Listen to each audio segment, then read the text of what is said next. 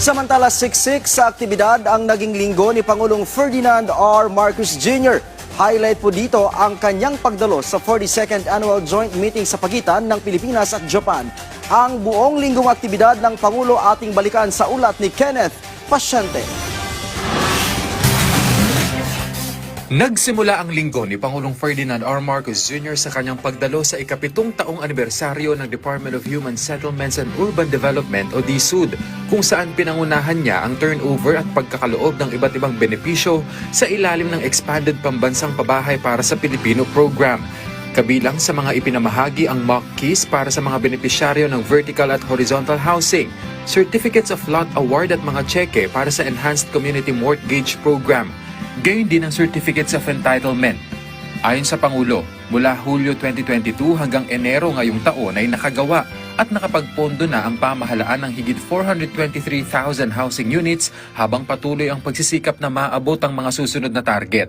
Malugod ding tinanggap ng Pangulo ang mga delegado ng ika-42 Annual Joint Meeting of the Economic Cooperation Committees ng Japan at Pilipinas sa isang courtesy call sa Malacanang. Sumentro ang pagpupulong sa pagpapalawak ng kooperasyon sa larangan ng kalakalan, infrastruktura, turismo at human resource development.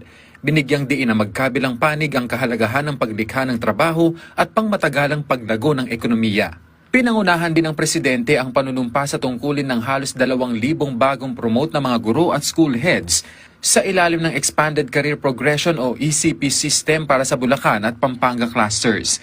Iginiit ng punong ehekutibo na patuloy na palalakasin ng pamahalaan ang suporta sa mga guro sa pamamagitan ng mga insentibo, benepisyo at medical allowances. Binigyang din niya na pinalalawak ang mga oportunidad sa promosyon sa ilalim ng ECP upang mas mapalago ang karera ng mga guro.